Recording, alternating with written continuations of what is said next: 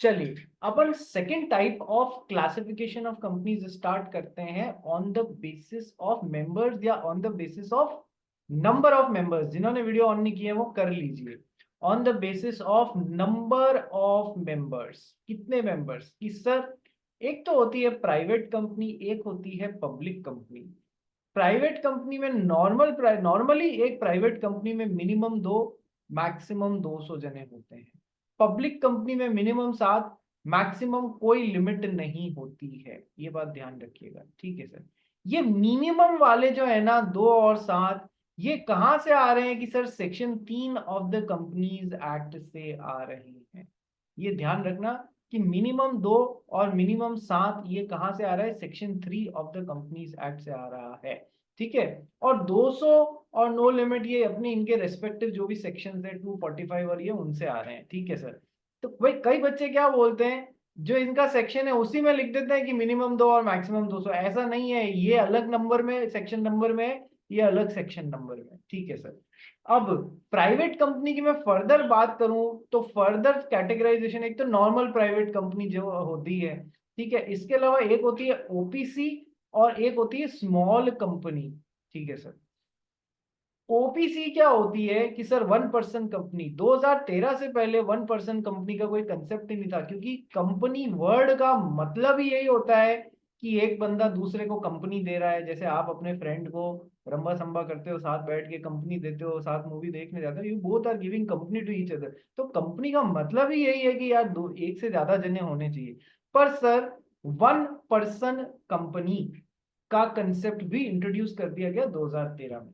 इससे पहले यदि सिंगल पर्सन को कोई बिजनेस करना होता तो उसके पास में क्या अकेला बिजनेस फॉर्मेट था कि सर सोल ट्रेडर, सुना है ना आपने, सोल ट्रेडर फर्म होती है या सोल प्रोपराइटरशिप फर्म होती है, सुना है सोल प्रोपराइटर या सोल ट्रेडर, ठीक है सर। उसको इसी फॉर्मेट में धंधा करना होता था। तो सर सोल ट्रेडर फर्म या sole proprietorship firm and its proprietor are one and the same. जिसने सोल प्रोपराइटरशिप फर्म को बनाया है और जो प्रोपराइटर है मिस्टर एक्स, ये वो दोनों are one and the same.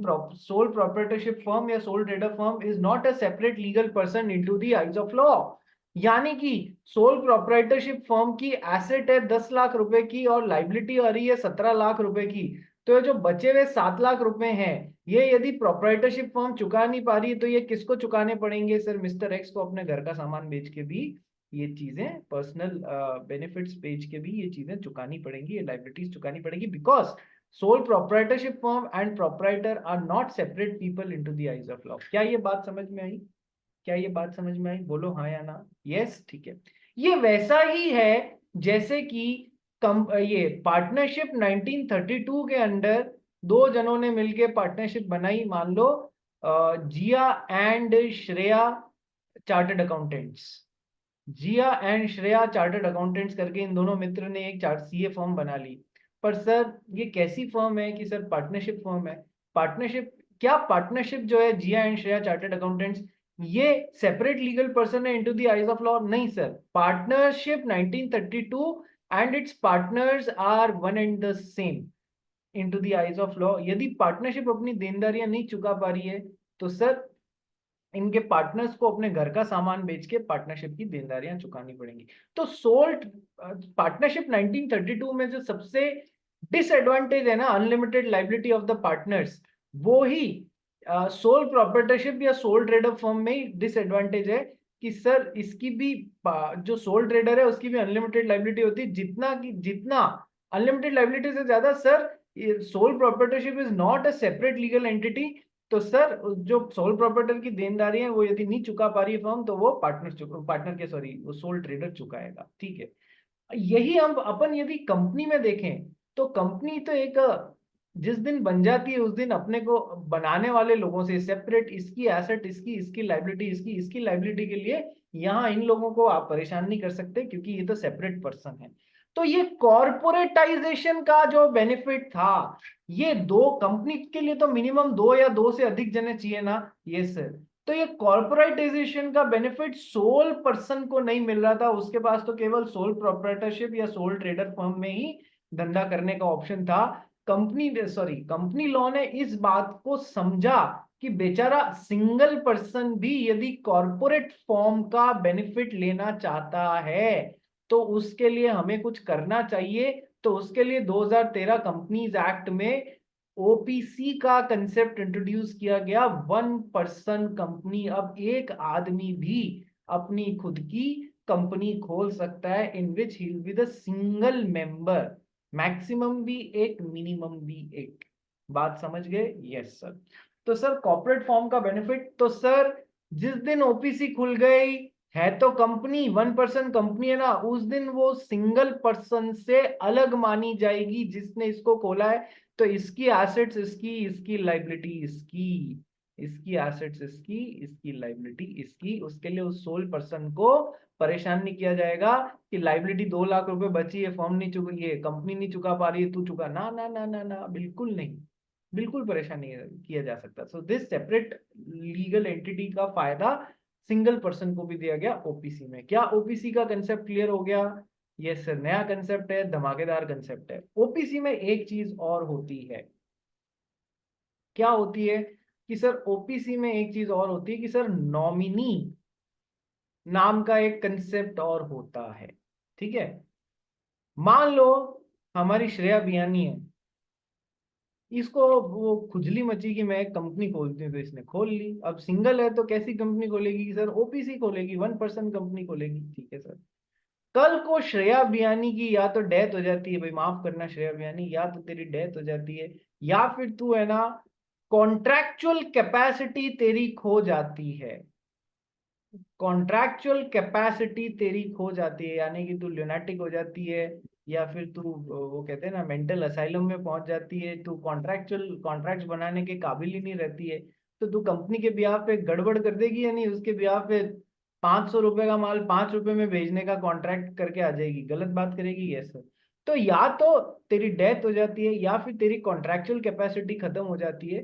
तो इसमें क्या होता है कि जो भी बंदा वन पर्सन कंपनी खोल रहा है उसको खोलने के साथ ही एक नॉमिनी भी अपॉइंट करना होता है, जो इन केस या तो इसकी डेथ हो जाए या इसकी कॉन्ट्रैक्चुअल कैपेसिटी खत्म हो जाए, वो यहाँ पर आके वो वन पर्सन बन जाएगा और सारे अफेयर्स को देखने लगेगा इस वन पर्सन कंपनी के। नॉमिनी का रोल समझ में आया क्या होता है? Yes sir.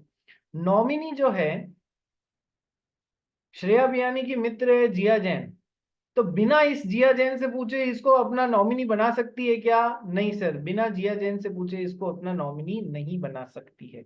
यानी कि इसकी जिया जिसको भी नॉमिनी बना रहे हैं उसकी प्रायर परमिशन लगेगी। ठीक है सर। उसके अलावा क्या जिया जैन को बाद में इच्छा हो गई, जिया जैन को बाद में इच्छा हो गई कि यार ठीक है एक बार इसकी कंपनी फ्लोट हो गई, अब मेरे को भी बहुत सारे काम है, कल को सही में ऐसी सिचुएशन आ जाए जहां मेरे को जाके इस कंपनी का काम संभालना पड़े, तो क्या मैं संभाल पाऊंगी? नहीं, नहीं संभाल पाऊंगी। तो क्या जिया जैन अपने इच्छा से एक बार नॉमिनी बनने के बाद में ये नॉमिनेशन विड्रॉ कर सकती है क्या? यस। ठीक है, तो नॉमिनेशन विड्रॉ भी कर सकती है कि मुझे नहीं रहना, तो फिर इसको फिर दूसरा नॉमिनी अपॉइंट करना होगा। Yes sir. क्या श्रेया बियानी की और जिया जैन की लड़ाई हो गई है एक दिन? तो जब श्रेया बियानी और जिया जैन की मतलब कहते हैं ना वो बिल्कुल डॉग फाइट हो गई है एक तरीके से, तो इसको कहा भले ही मैंने नॉमिनी बनाया अब मैं इसको नॉमिनी नहीं रखूंगी, तो क्या ये हटा सकती है एक बार नॉमिनी अपॉइंट हुए पर्सन को बाद में? हाँ सर, ये भी हटा सकती है, ये भी अपनी इच्छा से हट सकती है। ठीक है सर, तो ये भी एक बात। अब क्या हर कोई ओपीसी खोल सकता है?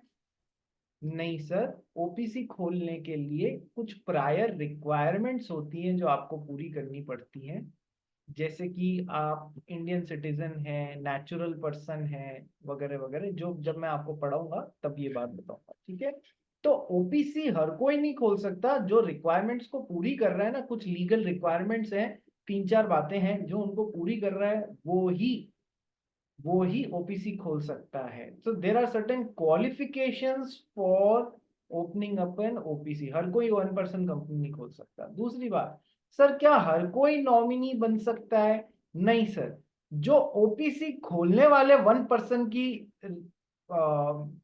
जो नीड है, क्वालिफिकेशंस है, वो ही नॉमिनी की भी क्वालिफिकेशंस रहेंगी, वो सेम क्राइटेरिया रहेगा। कोई किसी 1% कंपनी में नॉमिनी बनना चाहता है तो सेम क्राइटेरिया रहेगा, ठीक है। जो ओपीसी ओपीसी में 1% बन सकता है, जो ओपीसी खोल सकता है, वो ही क्वालिफिकेशन रखता है नॉमिनी बनने की, वैसा ही पर्सन। ठीक है सर। कैसे? He should be a natural person, he should be an Indian citizen, whether resident in India और अदरवाइज, ये सब पढ़ेंगे हम, रेजिडेंट कौन, जो इंडिया में रहता है वगैरह वगैरह। ठीक है। अब इससे भी इंपॉर्टेंट बात, ओपीसी में मेरे को ऐसा फ्लो क्यों आ रहा है, एक एक बात मैं आपको बताता जा रहा हूँ। ओपीसी में ऐसा होता है, ऐसा होता है, एक नॉमिनी होता है वगैरह वगैरह।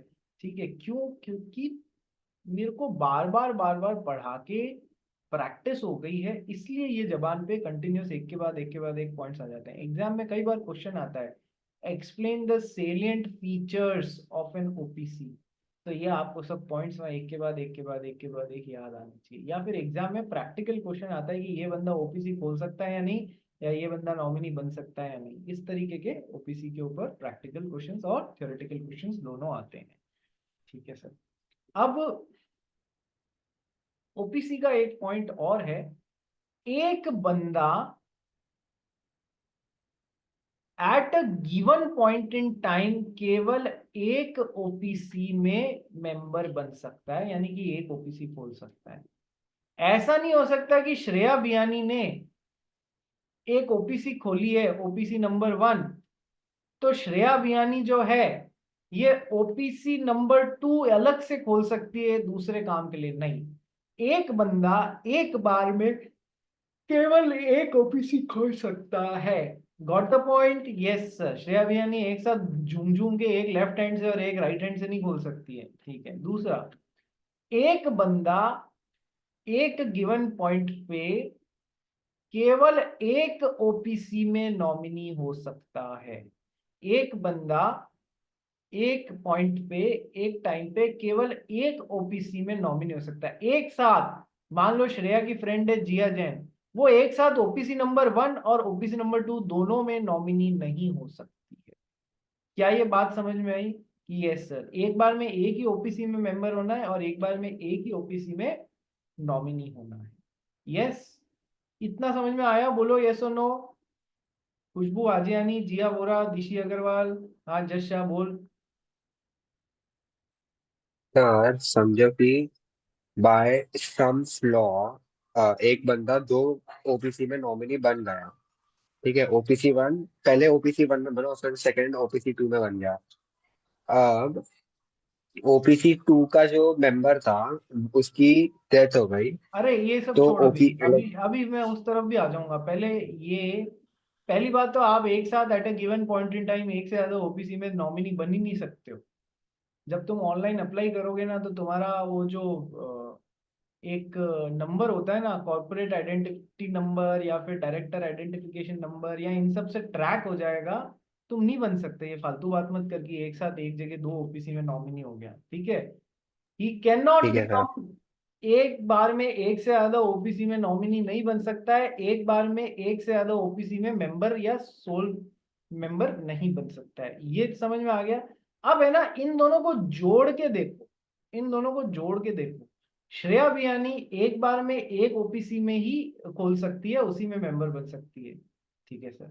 लेकिन सर, श्रेया बियानी जो है वो दूसरी ओपीसी में नॉमिनी तो बन सकती है ना। इस तरीके से वो एक ओपीसी में at the given time member हुई, एक से ज्यादा में नहीं हुई, और एक ओपीसी में एट द सेम टाइम वो नॉमिनी हुई। तो उसने कोई रूल भी ब्रेक नहीं किया। रूल क्या था? एक बार में एक से ज्यादा ओपीसी में मेंबर नहीं होना। तो क्या वो एक से ज्यादा में मेंबर है? नहीं सर, मेंबर तो एक में ही है। सर क्या वो एक से ज्यादा में नॉमिनी है? नहीं सर, नॉमिनी भी एक से ज्यादा में नहीं हो सकती। तो सर, श्रेया बियानी ने ओपीसी नंबर 1 में तो मेंबर बन गई, खुद ने बना ली, और ओपीसी नंबर 2 में वो नॉमिनी बन गई। तो उसने कोई भी रूल ब्रेक नहीं किया। रूल क्या था? एक बार में एक ओपीसी से ज्यादा में मेंबर नहीं बनना, और एक पर्सन एक से ज्यादा ओपीसी में नॉमिनी नहीं बन सकता। तो एक में मेंबर बन गई, एक में नॉमिनी बन गई, तो ये दोनों में से कोई भी रूल नहीं तोड़ा। Yes sir. ठीक है। अब जज शाह के पॉइंट की तरफ आते हैं, उसको थोड़ा सा अलग चेंज करके मैं लाता हूँ। वो पूछ क्या रहा है? सर मान लो श्रेया बियानी जो है वो ओपीसी नंबर 1 में तो सोल मेंबर थी, इसने खोली थी। ओपीसी नंबर 2 खोली कविश ने थी और नॉमिनी उसने अपनी फ्रेंड श्रेया बियानी को बना लिया।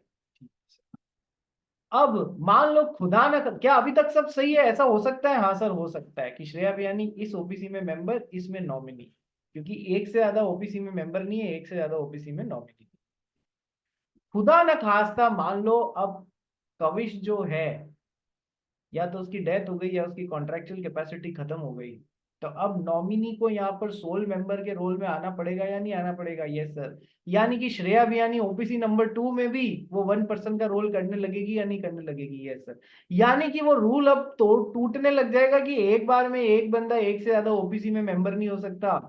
रूल टूटने लग जाएगा। यदि ऐसा हो गया तो कि सेकंड वाले में जो कविश था वो हट गया किसी कारणवश और नॉमिनी को यहाँ रोल संभालना पड़ा, तो फिर सर अब तो ये रूल टूटने लग जाएगा। तो सर इसका इलाज ये है, ऐसी सिचुएशन होने के 180 दिवस के भीतर कोई भी एक ओपीसी से इसको हट जाना। ऐसी सिचुएशन होने के वन, ये तुम्हारे मॉड्यूल में नहीं दिया हुआ है, ये चूंकि जज का डाउट आया इसलिए मैं बता रहा हूं। ऐसा होने के 180 डेज के अंदर अंदर आपको स्वयं अपनी इच्छा से कोई भी एक ओपीसी से विड्रॉ कर देना। ठीक है? ठीक है ठीक है ठीक है एवरीवन, कहानी समझ में आई? Yes sir. Khushboo Ajiyani, Jiya Vora, yes sir. Jiya Jain, Shreya Biyani कह रही है क्यों सर क्यों दोनों ओबीसी में मैं क्यों नहीं रह सकती? इधर भी हाथ में लेफ्ट में भी लड्डू, राइट में भी लड्डू, लड्डू ही लड्डू। ठीक है। सर बट फिर दूसरे ओपीसी का क्या हो जाएगा? दूसरा, मतलब जिससे विड्रॉ कर लिया। मान लो ओबीसी नंबर 1 इसकी खुद की थी, तो बट ऑब्वियस है कि इसकी ज्यादा इच्छा यही बनी हुई होने की रहेगी। ओबीसी नंबर 2 में मित्र की डेथ हो गई, तो इस वजह से इसको श्रेया बियानी को यहाँ पर काम संभालना पड़ गया, तो ये क्या करेगी कि सर ये तुम्हारे कोर्स में नहीं है इसलिए तुमको दिक्कत खाने की जरूरत नहीं है, बट होगा क्या, ये किसी को यहाँ पर ये सारे काम या तो ओपीसी बंद कर देगी, पहला सबसे बढ़िया ऑप्शन बंद कर दो।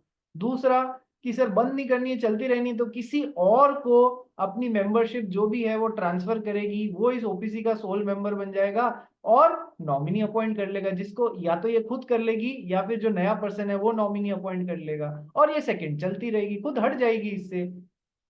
ठीक है, बात समझ में आई? तो इस तरीके से ट्रांसफर करना रहेगा, बट 180 दिन के अंदर जो भी करना है दोनों में से हट जाना है। ठीक है, चलिए। सर नॉमिनी कंपलसरी है? है जी, नॉमिनी अपॉइंट करना कंपलसरी है? बिना नॉमिनी के ओपीसी खुल ही नहीं सकती है। अच्छा ओ ठीक है सर। ठीक है, बिना नॉमिनी के। तू तो वही बात कर रहा है कि sir public sorry private company में मिनिमम 2 जने होने चाहिए, 2 जने होने ही चाहिए क्या? अरे हाँ, बिना 2 के खुलेगी थोड़ी ना यार प्राइवेट कंपनी।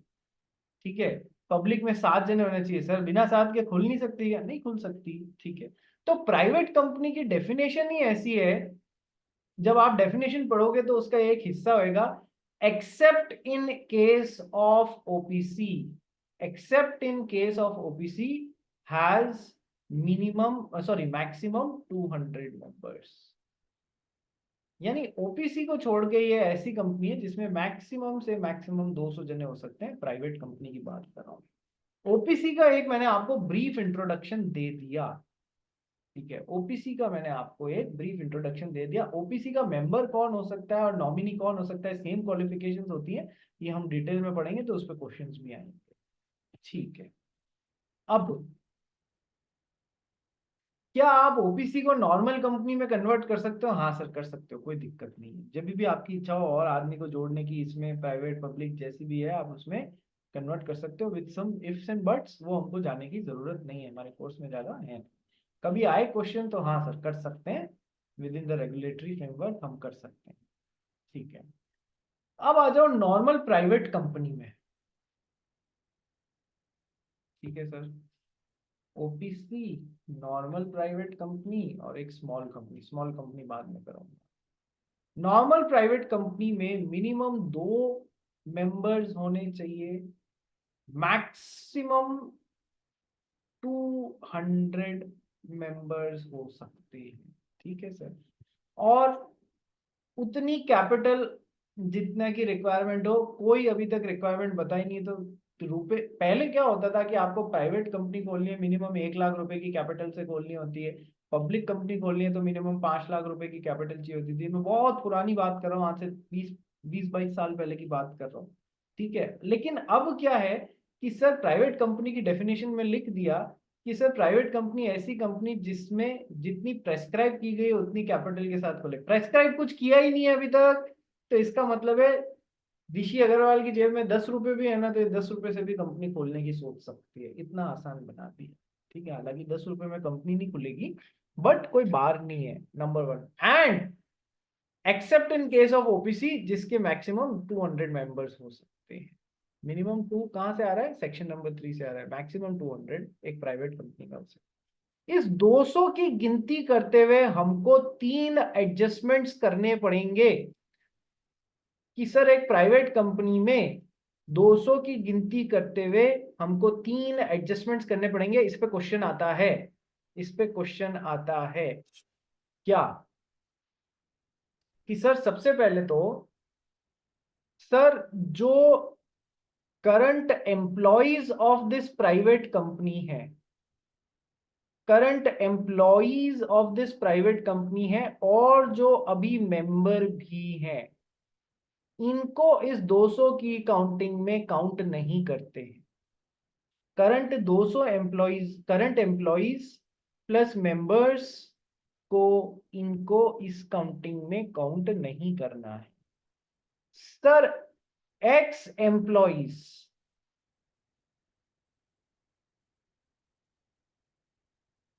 और जो मेंबर हैं उनको भी इस काउंटिंग में काउंट नहीं करना है, 200 की काउंटिंग।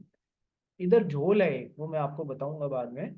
और तीसरा कि सर जो जॉइंट होल्डर ऑफ शेयर्स हैं उनको for counting purpose of 200 single consider करना है, सिंगल या वन कंसिडर करना है। कैसे, मान लो एक प्राइवेट कंपनी है एमआरएफ टायर्स नाम की, एमआरएफ टायर्स लिमिटेड या प्राइवेट लिमिटेड, ठीक है। एमआरएफ टायर का नाम सबने सुना है ना, टायर्स बनाती है, यस सर। तो सर उसका शेयर की कीमत ही मान लो 60,000 रुपए है।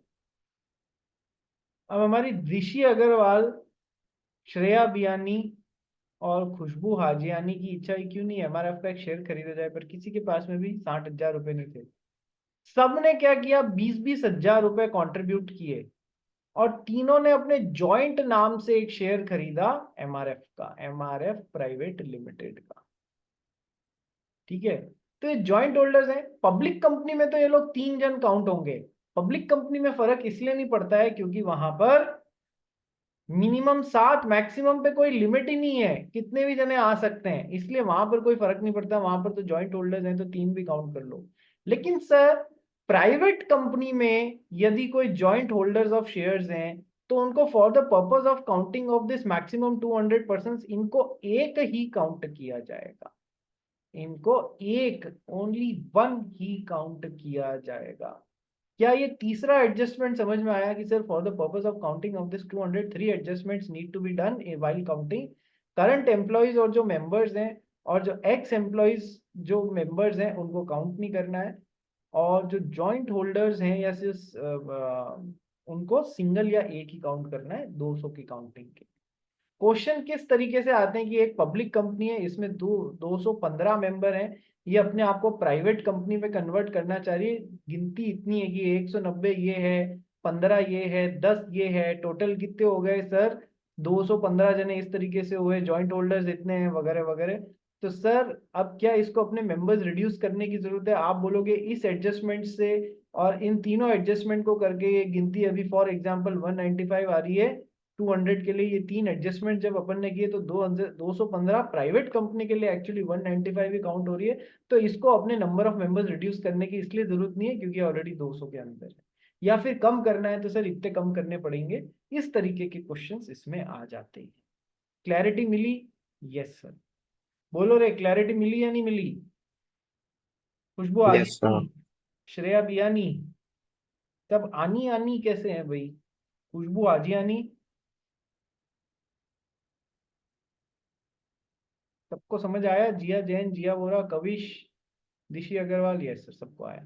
अब देखो यहाँ पर एक झोल है, इन 3 चीजों की काउंटिंग में एक झोल है। मैंने तुमको क्या बोला, मैंने तुमको बोला कि सर प्राइवेट कंपनी में जो मैक्सिमम 200 जन हो सकते हैं उनकी काउंटिंग में 3 एडजस्टमेंट्स करने हैं। कि सर करंट एम्प्लॉइज जो कि मेंबर्स हैं उनको काउंट नहीं करना है। सर पहले एम्प्लॉइज थे लेकिन एक्स एम्प्लॉइज हो गए, एम्प्लॉयमेंट से हट गए, लेकिन जो मेंबर्स हैं उनको काउंट नहीं करना है। इसमें एक छुपी हुई बात है इन पॉइंट्स में। तीसरा तो खैर जॉइंट होल्डर्स है, उसमें कोई छुपी हुई बात नहीं है। सर इन 2 पॉइंट्स में एक छुपी हुई बात क्या है, ये उन लोगों को काउंटिंग में 200 की काउंटिंग में काउंट नहीं करना है जिनको एम्प्लॉयमेंट में रहते हुए शेयर्स अलॉट हुए थे और तब मेंबर बने थे, वो वाले काउंट नहीं करने इन 200 में। मान लो, सुनो मेरी बात, ये मिस्टर एक्स है, ये मिस्टर वाई है और ये मिस्टर जेड है। सर ये कंपनी है, प्राइवेट कंपनी। मिस्टर एक्स इस कंपनी में घुसने से पहले ही, घुसने से पहले मतलब एज अ एम्प्लॉई, ठीक है, इसमें घुसने से पहले ही इनके पास में इस कंपनी के शेयर्स थे, इस कंपनी में ये मेंबर थे। ठीक है, एक बार सेम लिंक पे वापस रिज्वाइन करो रे।